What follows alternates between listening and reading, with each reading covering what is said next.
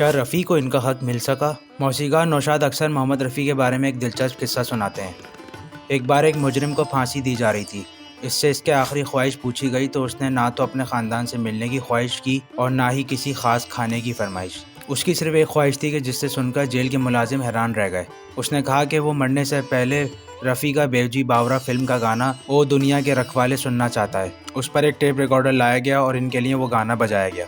क्या आपको मालूम है कि इस गाने के लिए मोहम्मद रफ़ी ने 15 दिन का रियाज़ किया था और रिकॉर्डिंग के बाद इनकी आवाज़ इस हद तक बैठ गई थी कि कुछ लोगों ने कहना शुरू कर दिया था कि रफ़ी शायद कभी अपनी आवाज़ वापस नहीं पा सकेंगे। लेकिन रफ़ी ने लोगों को गलत साबित किया और इंडिया के सबसे ज़्यादा मकबूल गुलकार बने। 4 फरवरी सन 1980 को श्रीलंका की यौम आज़ादी पर मोहम्मद रफ़ी को श्रीलंका के दारुल हुकूमत कोलंबो में एक शो के लिए मदऊ किया गया था। उस दिन इनको सुनने के लिए कोलंबो के 12 लाख शहरी जमा हुए थे, जो इस वक्त का आलमी रिकॉर्ड था। श्रीलंका के सदर जे.आर. जयवर्धने और वज़ीर-ए-आज़म प्रेम दासा इफ्तिताह के फ़ौरन बाद किसी और प्रोग्राम में हिस्सा लेने जाने वाले थे, लेकिन रफ़ी के ज़बरदस्त गाने ने इन्हें रुकने पर मजबूर कर दिया और प्रोग्राम ख़त्म होने तक वहाँ से हिल नहीं सके। वो मोहम्मद रफ़ी की बहू और इन पर एक किताब लिखने वाली यास्मीन खालिद रफ़ी कहती हैं कि रफ़ी की आदत थी कि जब वो बैरून मुल्क किसी शो में जाते थे तो वहाँ की ज़बान में एक गीत ज़रूर सुनाते थे। अगर एक गीत में इज़हार इश्क के 101 तरीके ज़ाहिर करने हों तो आप सिर्फ एक ही गुलकार पर अपना पैसा लगा सकते हैं और वो है मोहम्मद रफ़ी।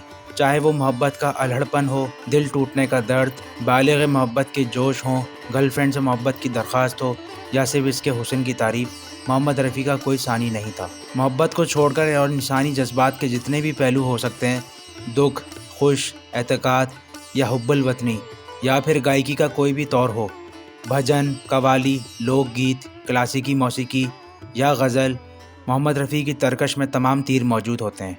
मोहम्मद रफ़ी को पहला ब्रेक श्याम सुंदर ने पंजाबी फिल्म गुल बलोच में दिया था। बम्बई में इनकी पहली फिल्म गाँव की गोरी थी। नौशाद और हुसन लाल भगत राम ने इनका टैलेंट को पहचाना। आज के ख़याम ने फिल्म बीवी में इनसे नगमात गवाए। ख़याम याद करते हुए कहते हैं कि 1949 में मेरी इनके साथ पहली गज़ल रिकॉर्ड हुई, जिसे वली साहब ने लिखा था, और गज़ल थी अकेले में वो घबराते तो होंगे, मिटा के वो मुझको पछताते तो होंगे। रफ़ी साहब की आवाज़ के क्या कहने, जिस तरह मैंने चाहा इन्होंने वैसा ही गाया। जब ये फिल्म रिलीज़ हुई तो ये गाना गली गली बजने लगा। मोहम्मद रफ़ी के करियर का बेहतरीन वक्त सन 1956 से 1965 तक का वक्त था। इस दरमियान इन्होंने कुल 6 फिल्म फेयर अवार्ड जीते और रेडियो सैलून से नशर होने वाले बेनाका गीत माला में 2 दहाइयों तक छाए रहे। रफ़ी के करियर को उस वक्त झटका लगा जब सन 1969 में जब आराधना फिल्म रिलीज़ हुई। अगर आपको हमारी वीडियो पसंद आए तो प्लीज़ चैनल को सब्सक्राइब ज़रूर करें। यह आपके लिए तो फ्री है, लेकिन इससे हमारी बहुत हेल्प होती है। राजेश खन्ना की चमक ने पूरे हिंदुस्तान को चकाचौंध कर दिया और आर.डी. बर्मन ने बड़े मौसीकार बनने की तरफ अपना पहला कदम रख दिया। आराधना के तमाम गाने पहले रफ़ी गाने वाले थे। अगर एस.डी. बर्मन बीमार ना पड़ते और आर.डी. बर्मन ने इनका काम ना संभाला होता तो किशोर कुमार सामने आते ही नहीं। और वैसे भी आराधना के 2 पहले गाने रफ़ी ने ही गाए थे। पंचम दा आर.डी. बर्मन ने बहुत पहले ही वाज़े कर दिया था कि अगर इन्हें मौका मिला तो वो रफ़ी की जगह किशोर कुमार को लाएंगे। जहाँ तक रफ़ी की मकबूलियत में कमी की बात है, इसकी कुछ वजूहात ये थीं। जिन अदाकारों के लिए रफ़ी गा रहे थे, दिलीप कुमार, धर्मेंद्र, जतिंदर और संजीव कुमार, वो पुराने पड़ गए थे और इनकी जगह नए अदाकार ले रहे थे और इनको नई आवाज़ों की ज़रूरत थी। आर.डी. बर्मन साहब जैसे मौसीकार उभर कर सामने आ रहे थे और इन्हें कुछ नया करके दिखाना था।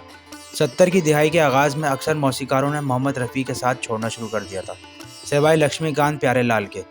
लक्ष्मीकांत तो अब नहीं रहे, लेकिन प्यारेलाल ज़रूर हैं, जो कहते हैं इन्होंने रफ़ी का नहीं बल्कि रफ़ी ने इनका साथ नहीं छोड़ा। जाने माने ब्रॉडकास्टर अमीन सयानी मोहम्मद रफ़ी और लक्ष्मीकांत प्यारेलाल के बारे में एक दिलचस्प कहानी सुनाते हैं। सयानी कहते हैं कि एक बार लक्ष्मीकांत ने मुझे बताया कि वो पहली बार रफ़ी के पास गाना रिकॉर्ड करने के लिए गए, जो इन्होंने इनसे कहा कि हम लोग नए हैं और इसलिए हमें कोई प्रोड्यूसर बहुत ज़्यादा पैसे नहीं देगा। हमने आपके लिए एक गीत बनाया है, अगर आप इसे गा देंगे कम पैसों में तो बहुत मेहरबानी होगी। रफ़ी ने धुन सुनी, इन्हें बहुत पसंद आई और वो इसे गाने के लिए तैयार हो गए। रिकॉर्डिंग के बाद वो रफ़ी के पास थोड़े पैसे लेकर आए। रफ़ी साहब ने पैसे ये कहते हुए वापस लौटा दिए कि ये पैसे तुम आपस में बांट लो और इस तरह बांट कर खाते रहो। लक्ष्मीकांत ने मुझे बताया कि उस दिन के बाद से इन्होंने रफ़ी की वो बात हमेशा याद रखी और हमेशा बांट कर खाया। रफ़ी साहब बहुत ही धीमी आवाज़ में बोलने वाले थे, ज़रूरत से ज़्यादा शाइस्ता और मीठे इंसान थे। इनकी बहू यास्मीन खुर्शीद बताती हैं कि ना तो वो शराब या सिगरेट पीते थे और ना ही पान खाते थे। बॉलीवुड की पार्टियों में भी जाने का इन्हें कोई शौक़ नहीं था। घर में वो सिर्फ धोती कुर्ता पहनते थे, लेकिन जब रिकॉर्डिंग पर जाते थे तो हमेशा सफ़ेद कमीज़ और पतलून पहना करते थे। अलबत्ता इन्हें महंगी घड़ियों और फैंसी कारों का बहुत शौक था। लंदन की गाड़ियों के रंगों से वो बहुत मुतासिर रहते थे, लिहाजा एक बार इन्होंने अपनी फिएट गाड़ी को तोते के रंग में सब्ज रंगवा दिया था। एक बार किसी ने मजाक भी किया था कि आप गाड़ी को इस तरह सजाते हैं जैसे दशहरे में बैल को सजाया जाता है। रफ़ी साहब कभी कभी पतंग भी उड़ाते थे और अक्सर इनके पड़ोसी मनाडे इनकी पतंग काट दिया करते थे। इनके करीबी दोस्त खयाम बताते हैं कि रफ़ी साहब ने कई बार इन्हें इनकी बीवी जगजीत कौर को साथ खाने पर बुलाया था और इनके यहाँ का खाना बहुत उम्दा हुआ करता था। रफ़ी साहब को बॉक्सिंग के मुकाबले देखने का बहुत शौक था और वो मोहम्मद अली को बेइंतहा पसंद करते थे। 1977 में जब वो एक शो के सिलसिले में शिकागो गए तो मुंतज़मीन को रफ़ी और इसके शौक के बारे में पता चला। इन्होंने रफ़ी साहब और मोहम्मद अली की एक मुलाकात कराने की कोशिश की, लेकिन ये इतना आसान काम भी नहीं था। लेकिन जब मोहम्मद अली साहब को बताया गया कि रफ़ी साहब भी गुलकार के तौर पर इतने ही मशहूर हैं जितने वो बॉक्सर के तौर पर हैं, तो मोहम्मद अली साहब इनसे मिलने के लिए तैयार हो गए। दोनों की मुलाकात हुई और रफ़ी साहब ने बॉक्सिंग के पोज में मोहम्मद अली के साथ तस्वीर खिंचवाई। हमने राजू भारतन से पूछा कि क्या रफ़ी को इनकी ज़िंदगी में वो इज़्ज़त एहतराम मिल पाया जिसके वो हकदार थे।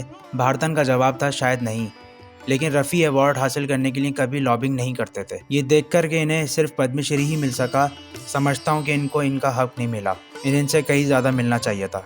1967 में जब इन्हें पद्मश्री मिला तो इन्होंने कुछ वक्त तक सोचा कि इसे मुस्तरद कर दें, लेकिन फिर इनको मशवरा दिया गया कि आप एक ख़ास कम्युनिटी से आते हैं, अगर आप ऐसा करते हैं तो आपको गलत समझा जाएगा। इन्होंने मशवरा मान लिया, लेकिन इन्हें ऐसा नहीं करना चाहिए था। राजू भारतन कहते हैं कि अगर वो पद्म भूषण का इंतज़ार करते तो वो इन्हें ज़रूर मिलता और वो यकीनी तौर पर इसके हकदार भी थे।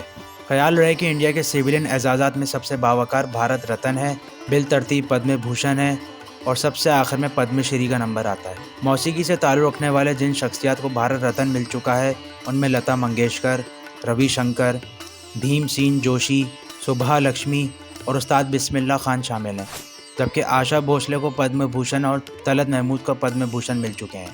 दिलचस्प बात यह है कि रफ़ी के हरीफ किशोर दा को भी कोई पद्म अवार्ड नहीं मिल सका। आपका वीडियो एंड तक देखने का बहुत शुक्रिया।